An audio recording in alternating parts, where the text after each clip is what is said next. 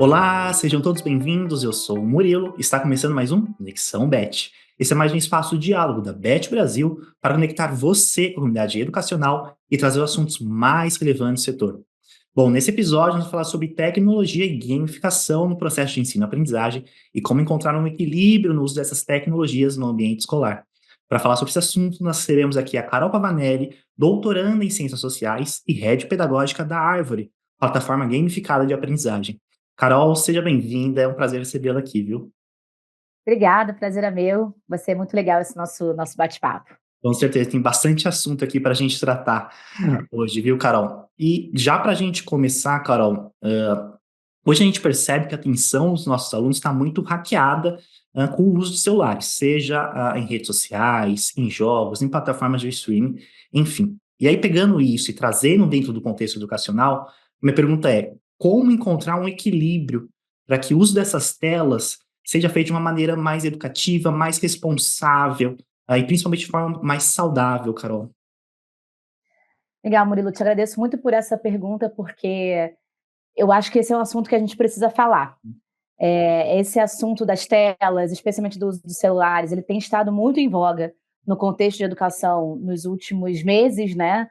Na verdade, não é uma novidade, a gente lida com telas há muito tempo, mas ele vem estando muito forte no Brasil e no mundo, né? Enfim, vários movimentos falando sobre o uso de tela, falando sobre saúde mental, e são todos assuntos muito importantes. É claro que é importante cuidar da saúde mental, é claro que é importante entender com qual idade uma criança, um pré-adolescente, uma adolescente deveria ter acesso a redes sociais, deveria ter perfis, enfim. Mas, ao mesmo tempo, me preocupa muito quando eu vejo uma... Me preocupa como educadora mesmo, Hum, quando eu vejo um movimento de proibição hum, pura e restrita de telas ou de celulares no contexto da escola ou mesmo na vida de um adolescente. Porque, para mim, a gente, ao proibir e falar, não, não pode usar de jeito nenhum, a gente está postergando uma situação, porque a realidade é que os gadgets, os aparelhos e os celulares, eles estão presentes na nossa vida, eles vão estar presentes na nossa vida, eles vieram para ficar. É como hoje em dia alguém dizer, olha, não usa mais calculadora, ninguém usa mais calculadora, todo mundo volta a fazer conta na mão. E vamos lembrar que esse meu exemplo da calculadora, ele não é absurdo, porque quando ela surgiu, ela foi muito discutida no contexto educacional. Não pode usar calculadora de jeito nenhum, porque as crianças não vão aprender matemática. A gente viu que não foi isso que aconteceu. Na verdade, facilita muitas vezes muitos cálculos, facilita a vida de muita gente, facilita a nossa, com certeza. Mas meu ponto é, quando a gente proíbe, a gente está tirando desse estudante no ponto mais importante da formação dele, que é quando ele é criança e quando ele é adolescente. E é claro que eu estou falando aqui de um contexto de tela permitido pela OMS, tá? Pela OMS, tá? Pela Sociedade Brasileira de Pediatria. Não estou falando de neném ter hum. acesso à tela, mas estou falando ali de crianças a partir de 6 anos, com uso moderado, com a quantidade de tempo específico. Mas o ponto é que isso faz parte da realidade nossa, né, da nossa sociedade, e ao proibir, a gente está retirando desse estudante, dessa criança, desse adolescente, o direito de aprender a fazer o melhor uso desses recursos que vão fazer parte da vida dele. Eu não estou falando de nenhuma novidade, eu estou falando de letramento digital.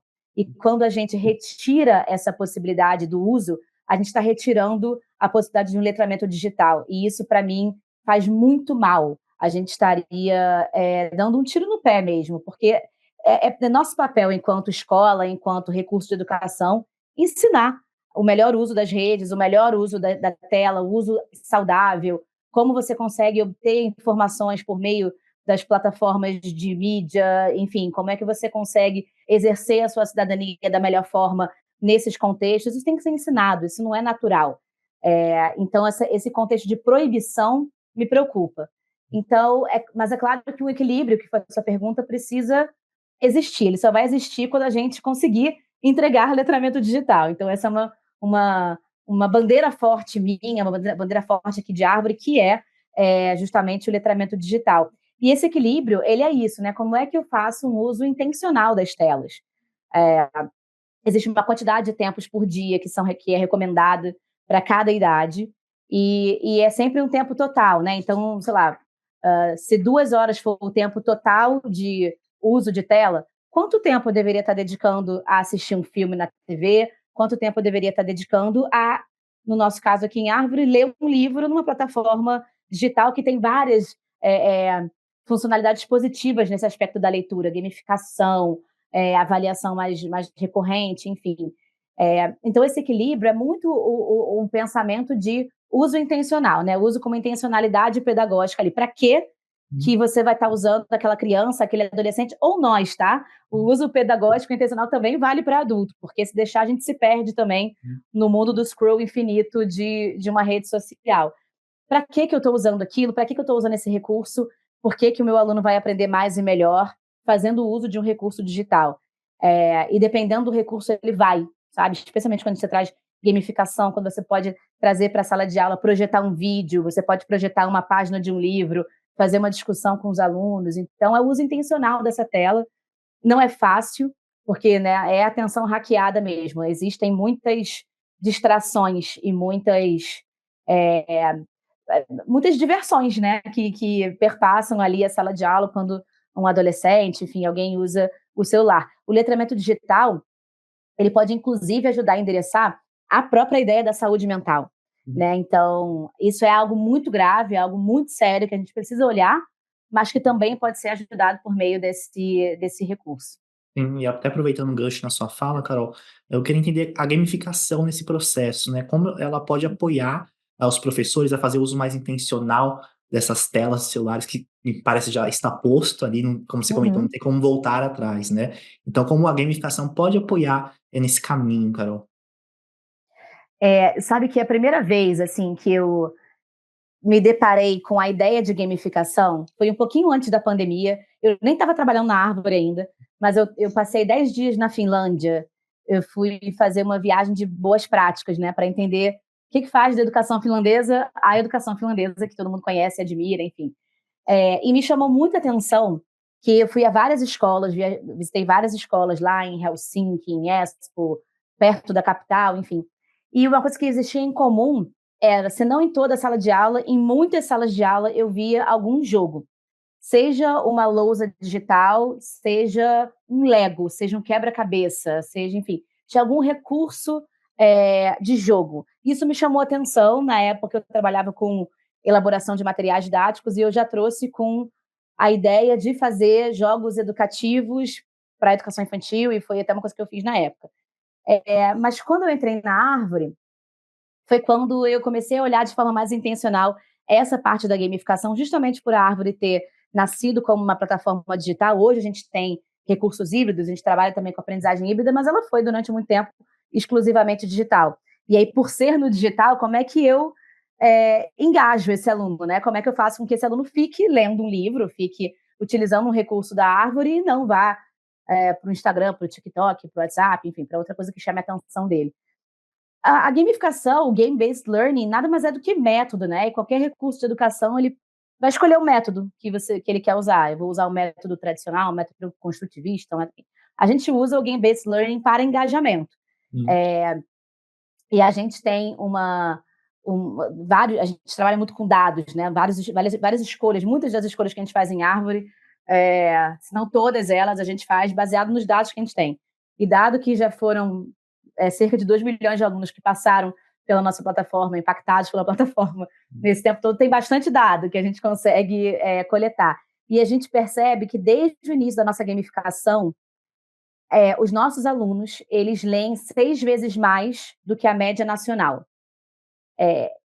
Por vários motivos, mas a média nacional pode ser baixa, beleza, mas porque a gente tem uma gamificação, a gente acredita que veio por conta da gamificação, os alunos leem 6 vezes mais. Eles estão lendo muito dentro da Árvore. Por quê? Eu engajo ele com Olimpíadas de leitura, e aí eu dou recompensas. O Game-Based Learning, ele é um método, né, que tem o gatilho, que tem a recompensa, ele é muito pormenorizado, assim, não é? Você consegue ter acesso a esse formato de Game-Based Learning em qualquer lugar na internet. Você coloca no Google como dar uma aula baseada em Game-Based Learning, você acha, né? Quais são os milestones ali, quais são os processos que você tem que ter dentro de uma aula para conseguir entregar a gamificação.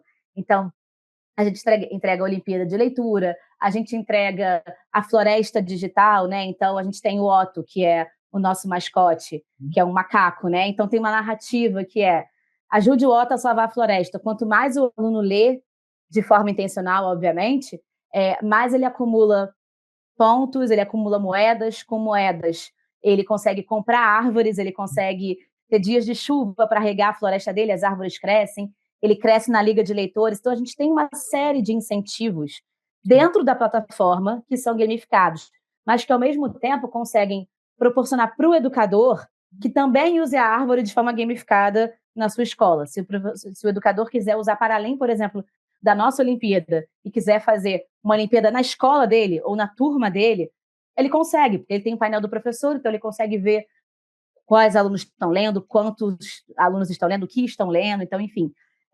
Basicamente, em resumo, a gamificação, ela entrega muito a ideia do engajamento. Não foi inventado pela árvore, acho que a gente usa muito bem, mas você tem escolas no mundo que pautam seus currículos em cima de gamificação. Tem uma escola em Nova York, que chama Quest to Learn, que é uma escola com currículo inteiro pautado em gamificação, em quests, né, que são os desafios ali para as crianças irem fazendo. Então, já é um método bem estabelecido, não é fácil de criar, mas ele é muito divertido enquanto educador quando você consegue criar também esses momentos em sala de aula. Você percebe os alunos claramente se engajando mais.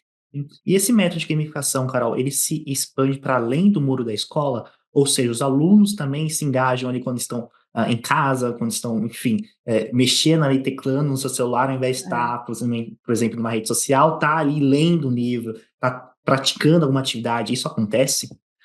Com certeza, porque especialmente essa ideia de conseguir acumular moedas e gotas e crescer na liga de leitores, o que a gente percebe, a gente consegue ver também por meio dos nossos dados, se o aluno está usando durante o horário da escola ou fora do horário da escola.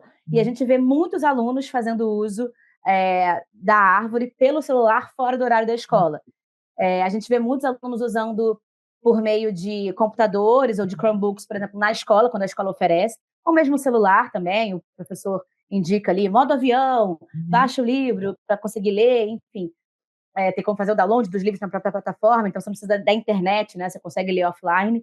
E a gente percebe muitos alunos lendo fora da sala de aula, porque aí é o aluno lendo quando está indo e voltando para casa, ele lendo antes de dormir, ele lendo quando está indo para uma atividade. Então, enfim, a gente consegue ver isso. Então, isso é interessante, porque especialmente por ser um recurso digital, você consegue extrapolar os muros da escola e criar desafios, e criar atividades, usando essa plataforma e usando os recursos digitais também. Não, maravilha, acho que isso também é um desafio, né, fazer com que o aluno, ele pratique fora do horário de aula, né, porque quando está dentro da sala de aula, um ambiente mais controlado, você consegue ir direcionando. Então acho que fora Mas da especialmente quando você tem a gamificação, ele não encara como um dever de casa.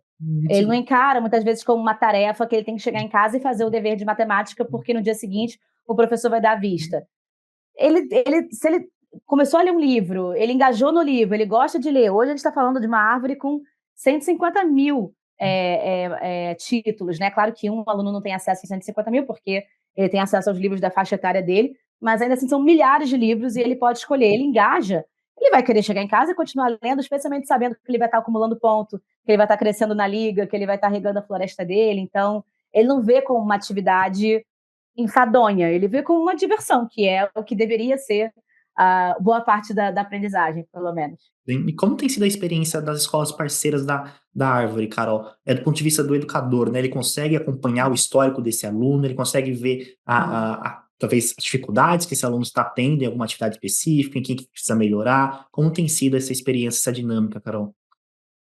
Como a gente é uma solução para a escola, né? Então a gente é totalmente B2B hoje em dia, né? A Sim. gente não vende diretamente ali para o cliente ou para um aluno, enfim, para uma família. Muita gente pede, tá? Mas hoje a gente ainda não está nesse lugar, quem sabe um dia. Mas, então, porque a gente é uma solução para a escola, a gente pensa muito no uso do educador, né? Como é que o educador vai fazer uso dessa plataforma, porque isso os grandes estudiosos de leitura falam, né? O Daniel Willingham fala muito sobre se a leitura ela é vista, ela é percebida por uma criança como algo valorizado em casa e na escola, e isso já serve muito de incentivo para ela ler. E eu vejo isso pela minha própria vida, assim. Quando eu era criança, eu cresci numa casa em que as pessoas liam muito. Meu pai lia muito, minha mãe lia, então assim, tinha livros na minha casa, então eu cresci olhando aqueles livros e olhando meu pai ler, entendendo que aquilo era algo valorizado, né? A escola que eu estudei, valorizava muito a leitura, então eu cresci uma criança leitora também, e agora uma adulta leitora, Uhum. muito por esse contexto. Então, a gente olha muito para educador, tanto com recursos de serviços mesmo, né? A gente tem assessoria pedagógica que ensina o professor a usar a plataforma, mostra para o professor quais recursos que são interessantes para ele usar ali. A gente tem uma comunidade de educadores chamada semeadores. Então, uma vez que o professor passa a fazer o uso da árvore, ele pode entrar nessa comunidade, é opcional, mas ele pode entrar nessa comunidade, e é uma comunidade com educadores do Brasil inteiro. Hoje tem mais de 1.000 educadores na comunidade trocando práticas. Uhum. Eu fiz esse trabalho com esse livro.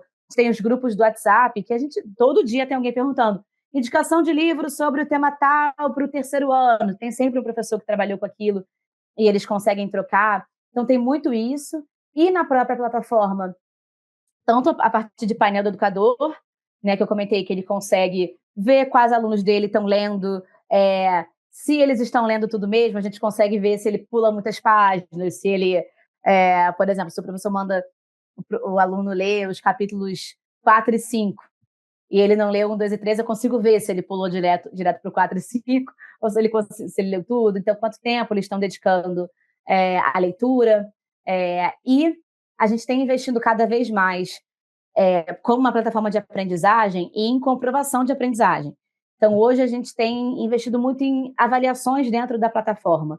Eu destacaria duas aqui, uma em português e uma em inglês. Uhum. Então, uma em inglês é a Running Records, né, que a gente tem um acervo grande também de livros em inglês, e aí o professor consegue, a partir da avaliação de Running Records, ver a fluência leitora em inglês desse aluno, se ele está com a pronúncia correta, se ele tem conhecimento daquelas palavras, e isso é totalmente endereçado para o professor com o aluno. E a gente lançou, agora, nesse segundo semestre de 2024, a nossa avaliação de fluência leitora, aberta para todas as escolas, especialmente direcionada para alunos em fase de alfabetização, para eu conseguir entender a fluência leitora deste aluno que está sendo alfabetizado.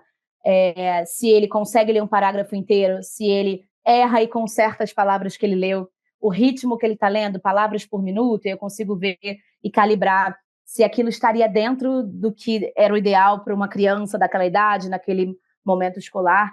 E, inclusive, a gente tem uma aposta grande da fluência leitora que eu falei que ela é direcionada para o período de alfabetização, mas a gente também precisa entender que o que está acontecendo agora em sala de aula é o que a gente temia lá em 2020, na pandemia, né? Os alunos que foram alfabetizados na pandemia, eles agora estão chegando ou ao final do fundamental nos iniciais, ou início do fundamental nos finais. Então, a gente vai perceber cada vez mais alunos com defasagens grandes em leitura, e eu tenho medo de a gente não relacionar que isso foi lá de trás. A gente teve alunos alfabetizados com as escolas fechadas. Então, esse tipo de recurso, como a fluência leitora, consegue, inclusive, nivelar esses alunos. Eu consigo ver, mesmo para alunos mais velhos, em qual período ali de decodificação, de alfabetização e letramento esse aluno está inserido, e principalmente o que eu posso entregar para o professor enquanto recurso para ele ajudar esse aluno, né? Não, e acaba sendo um ganho, né? Tanto para a prática do professor, quanto para esse aluno que está se desenvolvendo. E você citou a questão da pandemia, né? Esses são os impactos da pandemia que a gente fala, né? Sim. Agora a gente está pegando, recebendo esses adolescentes e jovens, tentar equilibrar esse nível de ensino, né? E lembrar que eles passaram por esse período, assim, né? Sim. Eles passaram por um período de escolas fechadas. O Brasil foi um dos países no mundo que mais tempo ficou Sim. com escolas fechadas, né? Isso em alguns momentos do processo da educação básica, e eu destacaria que a alfabetização é muito complicada, né? Quando você fala de ensino médio, o pessoal lá que fez o ensino médio na pandemia, eles vão ter outras questões aqui socioemocionais muito fortes, né? Mas alunos, quanto mais velhos, mais autônomos são no processo de aprendizagem. Os alunos muito novinhos são bem menos autônomos. E acho que foi ali na pandemia que a gente descobriu que nem todo mundo é alfabetizador, né? Então, alfabetizar na pandemia foi um desafio, né? Sim, não, total. E hoje, Carol, enfim, mudando um pouquinho, hoje a gente vê muito uma avalanche, digamos assim, de IA educação, né? Acho que a Uhum. pauta aí, desde o ano passado, agora reforçando esse ano, é esse uso da IA na educação, em sala de aula. Queria entender o processo, né? Como é que funciona a dinâmica, a contribuição que seja da inteligência artificial nesse processo dos recursos de gamificação dentro das escolas, né? Como é que funciona, se isso é positivo, se é negativo, enfim, como é que funciona essa dinâmica. Eu acho que a IA, ela vai, inclusive, ela até extrapola a gamificação e vai para um processo ainda mais amplo até de ensino-aprendizagem. Esse ano eu fui à BET de Londres, é, em janeiro, Uhum. e eu lembro que quando eu estava prestes a ir, eu comentei com o pessoal da Harvard e falei, o assunto vai ser IA, com certeza, porque toda BET, em todo ano, a gente vê um assunto que está em voga ali, né? Então, eu já passei por bets que eram lousa digital, socioemocional, aprendizagem maker, e eu sabia que esse ano ia vir IA. E era isso, assim, vários pavilhões na Bet Londres e todos eles, de recursos de aprendizagem a gestão escolar, tudo trazendo IA como um facilitador da vida da comunidade escolar, do gestor, do aluno, do professor. É, Entendo a apreensão que muitos podem ter em relação à IA. É muito novo e tudo que é muito novo dá muito medo, né? Porque a gente não sabe usar. Mas quando eu digo que é muito novo essa IA gerativa que a gente está vendo agora, né? Aparecer de uma forma muito mais rápida, né? Numa velocidade até mais rápida do que a gente consegue entender, se apropriar e aprofundar. Porque a inteligência artificial em si está aí há muito tempo, né? Quem usa streaming, aquilo é inteligência artificial, é você assistir a um filme, uma série, e o streaming vai te indicar outros. Você deve gostar disso aqui. Ou Sim. você vai ouvir música numa plataforma, você deve gostar de ouvir isso aqui. Isso é IA. Uhum. Isso é IA, mas não é nada além de IA. Quando você recebe no final do ano é, na plataforma ali de ouvir música, né? Quando você recebe no Spotify o seu Wrapped do ano, isso é IA, né? Isso é uma análise do seu perfil ao longo do ano. Você ouviu esses artistas, você ouviu essas músicas, essa foi sua mais ouvida, esse é o gênero musical, enfim. Mas essa IA que a gente está vendo agora, né, especialmente a partir de chat GPT e etc., ela tem causado muito temor num lugar de será que isso acaba com a educação? Eu acho que eu iria para um caminho contrário, que é, gente, tem coisas que a gente não dá para a gente ficar lutando contra, né? Tá aí, veio para ficar. É claro que precisa de uma regulação, é claro que a gente precisa, mas volto lá à ideia do letramento digital. Dado que veio, dado que está posto, né? É como que a gente usa isso da melhor forma possível. E eu tenho visto muito a IA sendo usada de uma maneira positiva por players como a própria Khan Academy, sabe, que foi precursora no uso de IA no lugar de tutoria, né, no lugar de auxiliar alunos com uma tutoria mais direta, mais personalizada, de uma forma que o professor não consegue fazer. Porque quem é professor e está nos assistindo ou nos ouvindo agora, sabe que é impossível você conseguir dar o mesmo tipo de atenção para cada um dos seus 40 alunos em sala de aula, lembrando que você tem 10 turmas com 40 alunos, não é como se você tivesse uma. Então é impossível você conseguir efetivamente achar que você consegue personalizar uma tutoria, um feedback para cada um daqueles alunos. Então, quando a IA vem como um tutor, como Sim. uma ajuda para esse aluno, eu acho que isso facilita a vida do professor e isso, obviamente, ajuda o aluno também. Na Árvore, a gente lançou esse ano uma funcionalidade de escrita, que chama Criar. Foi o Uhum. lançamento da Beth esse ano, nosso da Árvore, foi o Criar. E o Criar, ele é um tutor virtual de escrita. Então, para os alunos conseguirem escrever seus próprios livros. O aluno começa a escrever a primeira página ali da narrativa dele, e aí pula o Otto, aqui, o mascote, dizendo: que legal, e se você falasse um pouco mais sobre isso aqui? Se ele colocar, o menino chegou no parque.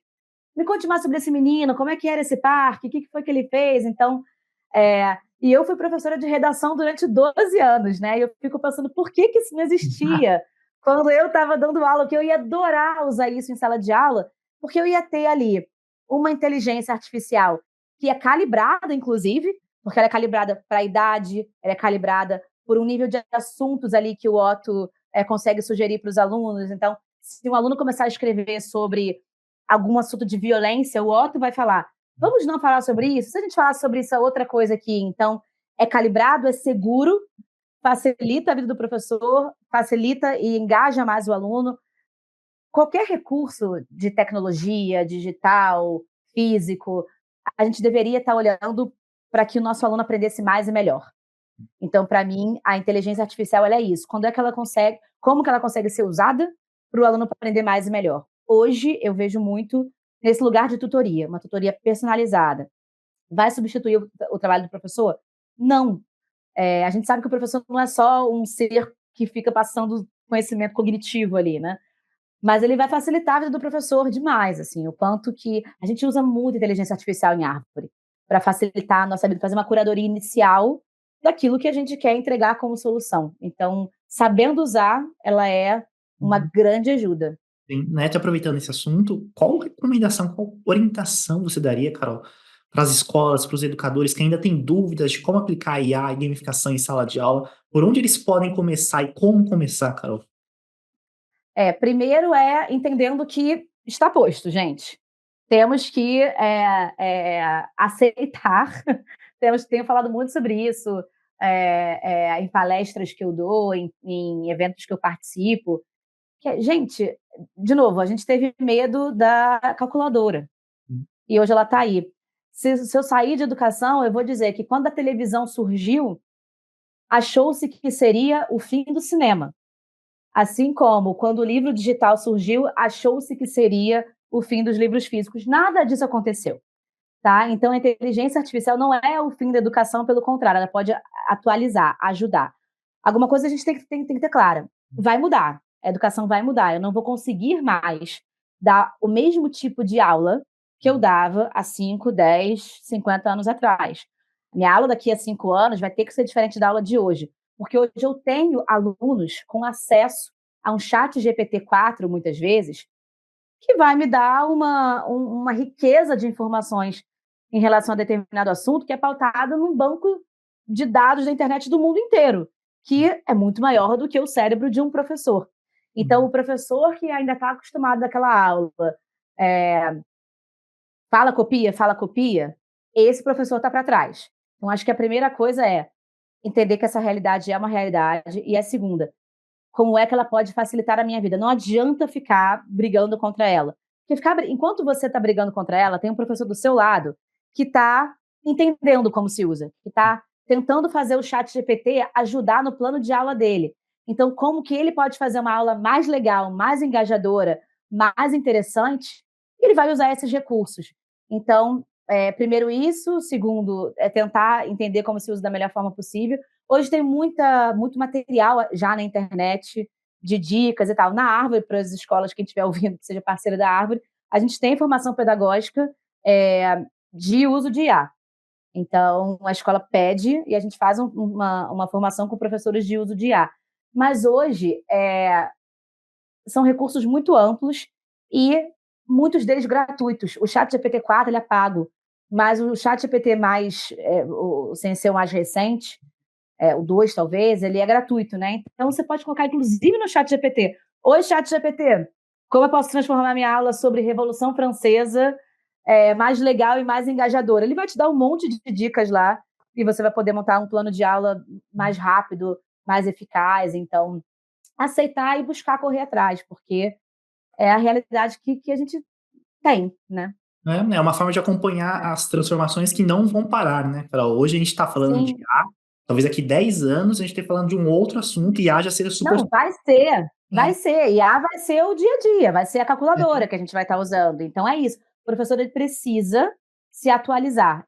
A IA, o chat GPT, não vai roubar o uhum. trabalho dele, mas os educadores, isso em qualquer profissão, o profissional que saiba usar bem esses recursos, com certeza vai ser o profissional que vai se destacar. Sim, não, com certeza, com certeza. E agora falando um pouquinho da Árvore, Carol, você citou a Bet Show, que aconteceu esse ano lá em Londres. Eu sei que a Árvore ela foi reconhecida numa premiação durante a Bet Show. Queria que você falasse um pouquinho mais sobre Foi. essa premiação, o que representou essa conquista lá na Bet, que é considerada aí o maior evento de educação e tecnologia do mundo. Então, eu queria entender como é que foi esse receber essa premiação. Eu sei que você estava lá também, Carol.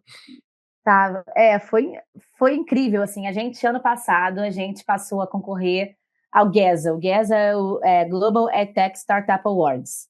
E ele acontece em vários países do mundo que tem a intenção de premiar as melhores edtechs do mundo, né? E quando foi mais ou menos ali, acho que outubro do ano passado, a gente recebeu a notícia que a gente tinha ganhado no Brasil. Então, a gente já tinha ganhado o GESA Brasil ali, né? Não tem a cerimônia, mas a gente já tinha sido escolhida ali a EdTech brasileira, reconhecida pelo GESA. E aí, a final, né, de cada país, a EdTech que ganha, ela vai para a final, que é feita na Londres, na BET Londres. E eu já ia para a BET Londres pela Árvore, então a gente falou, bom, então vai lá representar. Eu estava super nervosa. Mas foi muito legal, porque é um prêmio, como eu falei, né, que reconhece ali de techs do mundo inteiro. Aí, a partir de cada país, a gente passou por mais uma triagem, que foi escolhidos, acho que 20, e esses 20 foram para a cerimônia de premiação, em 4 ou 5 categorias, 5 categorias, e a Árvore ganhou na categoria de People's Choice, né? Então, da escolha das pessoas. O que é muito interessante, assim, porque eu estou falando de pessoas que olharam ali a árvore, olharam o pitch da árvore, o que a gente faz, aquilo que a gente acredita, e falaram, isso aqui é muito legal e deveria ser reconhecido. Então, foi muito bacana conseguir trazer esse troféu para casa, literalmente, porque o escritório da Árvore aqui no Rio, a gente chama de Casa da Árvore, então, literalmente trazer o troféu para casa. E foi o mais interessante de tudo, não é só ganhar o prêmio. Claro que é muito legal você ganhar o prêmio, você ser reconhecido, você ter esse selo de aprovação de uma premiação internacional, enfim, claro que isso é muito interessante. Mas foi muito interessante também, especialmente ao longo da premiação e ao longo das etapas ali, conhecer edtechs do mundo inteiro, o que elas estão fazendo em diferentes frentes. Assim, a gente está falando de leitura e aprendizagem. Tem gente que está fazendo isso em matemática, em Libras, em educação inclusiva. Então, tem muita gente boa fazendo muita coisa no mundo. Você se inspira muito, você vê os recursos que as pessoas estão usando, conhece muita gente, conversa com muita gente, isso abre portas para você fazer conexões que são muito enriquecedoras. Então, foi um super prazer, uma super honra para mim, né, estar representando a Árvore lá. E eu voltei com esse troféu na minha mala de mão. Eu estava com medo de quebrar. Então ele veio na minha mala de mão, de tão precioso que ele era. E quais são os planos da Árvore para os próximos anos, Carol? O que vem de novidade aí? Todo ano a gente está inventando coisa nova, né? Então, porque a Árvore ela já mudou muito nos últimos anos, assim, a gente sempre foi reconhecida como uma biblioteca digital, uma solução de leitura. Hoje a gente tem soluções que extrapolam a leitura. Claro que a leitura ainda é nosso carro-chefe, é o nosso acervo gigantesco, que não tem nada parecido no Brasil em termos de acervo digital para a escola, né? Enfim. Mas hoje a gente tem um programa socioemocional, que é o Sentir, que está na plataforma. A gente tem o Criar, que eu falei que é a solução de escrita. A gente tem uma solução só de livros em inglês com nivelamento. Então, a gente hoje é uma plataforma de aprendizagem, tudo conectado por esse método de gamificação, né? Pelo Game-Based Learning. E quando você pergunta quais são os planos para frente, a gente tem um norte muito grande que é resolver dores de aprendizagem. Então, se hoje a gente percebe que tem uma dor de aprendizagem, uma necessidade de aprendizagem, que é juntar físico e digital, esse ano a gente já elaborou materiais híbridos. Então, a Árvore tem sua possibilidade 100% digital, mas tem a possibilidade híbrida também. A gente tem materiais físicos. E o que quer que seja que a gente entenda que é uma possibilidade de resolver uma dor de aprendizagem que vá de bilinguismo a ensino de matemática, educação financeira. Se a gente perceber que isso é uma dor que as escolas estão pedindo da gente e que a gente consegue atacar aqui, é o que a gente quer fazer. No momento, a gente está fincando, né, a educação socioemocional e a solução de escrita e trabalhando aqui na aprendizagem híbrida. Então, isso aí é o que o pessoal vai ver de Árvore nos próximos meses. O pessoal pode esperar que vem novidade aí nos próximos... Sempre vem, sempre vem. A gente, todo ano na BET, a gente está lançando alguma coisa, a gente está trazendo uma novidade que vai de produtos, às vezes não é nenhuma solução nova, mas é uma forma nova de lidar, seja uma avaliação, seja uma solução nova. Então, a gente está sempre pensando, porque é muito dinâmico, né? E como a gente consegue ter essa estrutura do digital, a gente consegue fazer mais rapidamente do que se fosse uma solução física e com muito mais escala, né? Então, sempre tem uma novidade, podem sempre ficar atentos. Perfeito, Carol. Carol, queria muito te agradecer pelo papo, pela conversa. Adorei nossa conversa. Felizmente a gente vai ficando por aqui, mas foi muito bom recebê-la aqui e conversar mais sobre gamificação, sobre IA. Foi muito bom recebê-la, viu? Obrigada, Murilo. O prazer foi meu. Eu ficaria aqui a tarde inteira, né? Horas conversando sobre educação, sobre IA, enfim, sobre tecnologia na educação, mas foi um prazer. Obrigada a quem assistiu, a quem ouviu. Posso deixar @ da árvore Claro, para o claro. pessoal seguir? Bom, o meu @, na verdade, então é @pavanelli.carolina, Pavanelli com 2 L's e o @ da árvore é @leia na árvore. Então, você consegue conhecer mais de árvore e conhecer as nossas novidades também a partir das nossas redes.